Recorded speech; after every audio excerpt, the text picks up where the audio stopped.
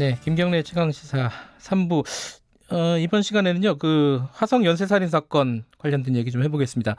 이춘재가 다 자백을 했는데 지금 논란이 되고 있는 게 8차 사건 아닙니까? 이미 모방범죄라고 해서 옥살이를 하고 지금 뭐 가석방돼서 나왔다고 하는데요. 근데 이게 범인이 이춘재일 가능성이 지금 제기가 되고 있는 거잖아요. 지금 억울하다고 계속 주장을 하고 있는 것 같고요. 그 당사자는 재심 전문 박준영 변호사도 이번 사건에서 좀 언급이 되고 있습니다. 연결해 보겠습니다. 안녕하세요. 안녕하세요. 네, 그 윤모 씨죠. 이 8차 사건의 범인으로 지금 징역살이를 한 분이, 그죠? 네, 맞습니다. 예. 이게 본인은 억울하다고 재판 과정에서도 얘기를 했고, 근데 재판 과정에서는 인정이 안 됐고요. 이거 이 전문가시니까 어떻게 보십니까? 이 이춘재 자백의 신빙성, 그리고 윤 씨의 억울함, 이 신빙성 어떻게 보세요?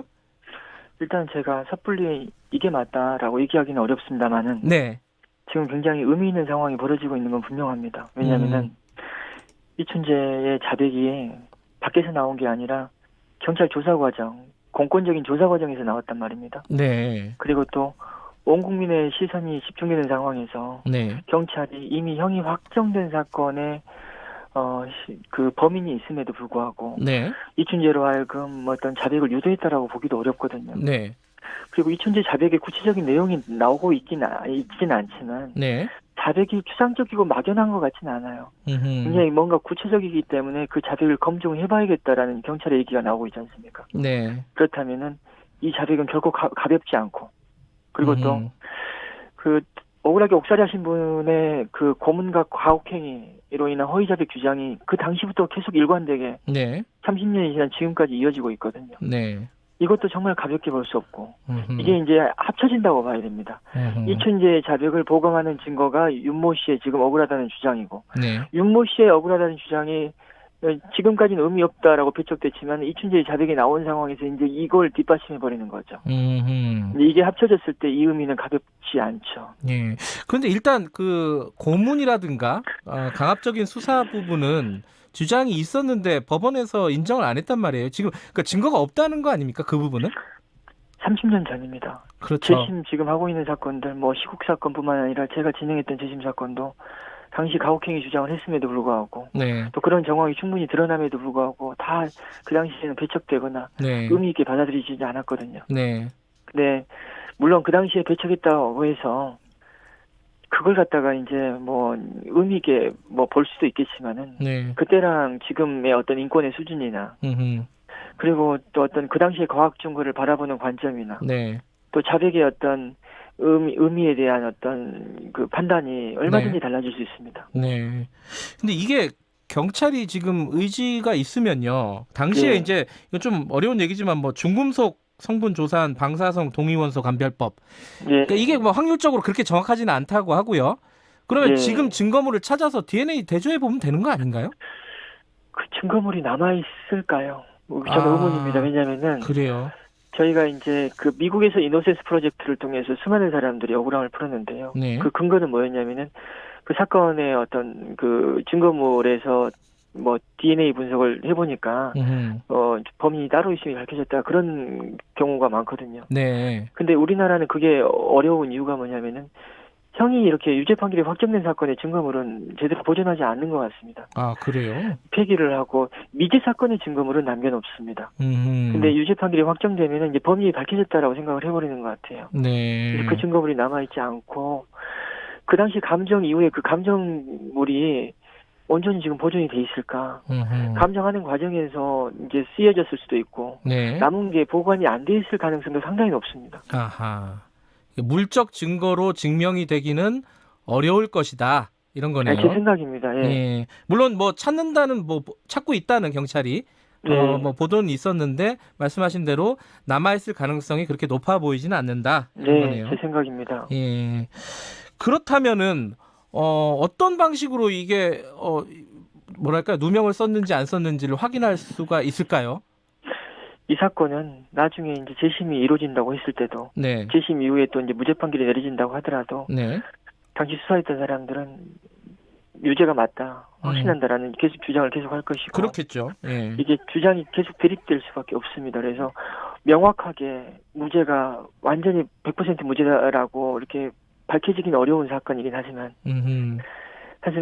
이분의 어떤 억울하다는 주장을 다시 재심을 통해서 검증을 할 필요가 있는 거고 네. 그 검증은 최대한 이제 그 당시 자백 내용을 이제 네. 그 당시 수사 기록을 또 분석을 해봐야겠죠. 네. 그 자백 내용을 또 지금 이 상황에서 객관적으로 검증할 방법이 있는지를 찾아봐야 될 것 같습니다. 예를 들면 당시에 뭐 지금 기사를 보니까는 이분이 이제 소아마비 장애인이라고 나와 있고 예. 이분이 근데 장애인인데도 불구하고 담을 넘어 들어갔다.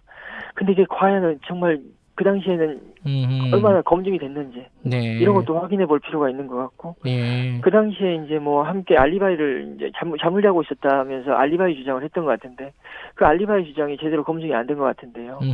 이런 주장도 물론 이제 진술이겠지만은 네. 한번 검증해 볼 필요가 있는 게 아닌가 싶습니다. 예.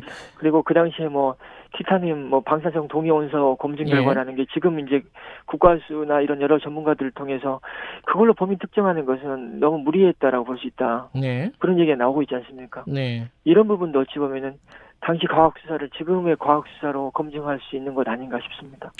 그 변호사님은 재심 전문이시기도 하고 이번 사건을 재심을 하게 된다면 수임하겠다 이런 말씀을 하셨죠?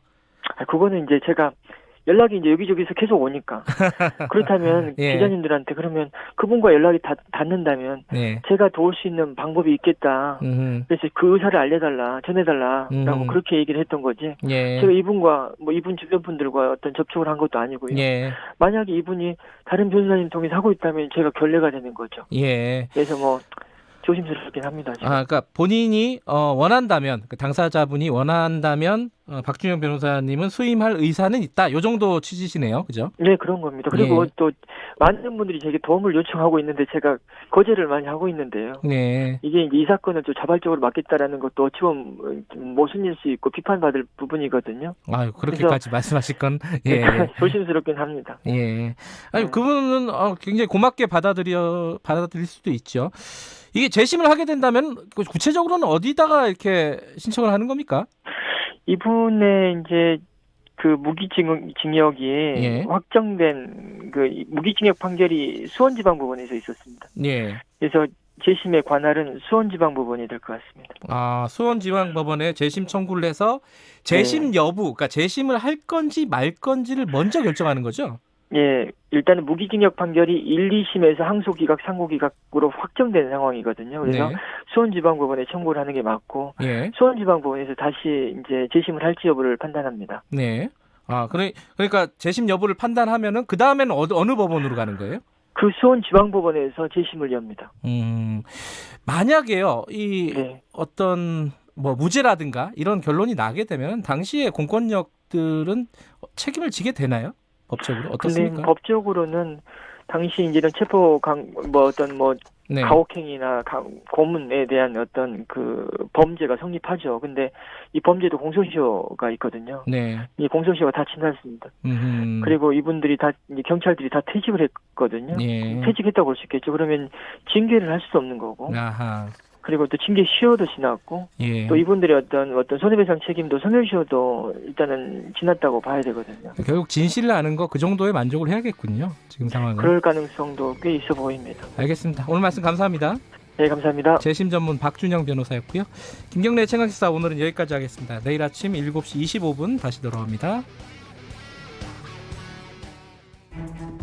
최근 아프리카 돼지열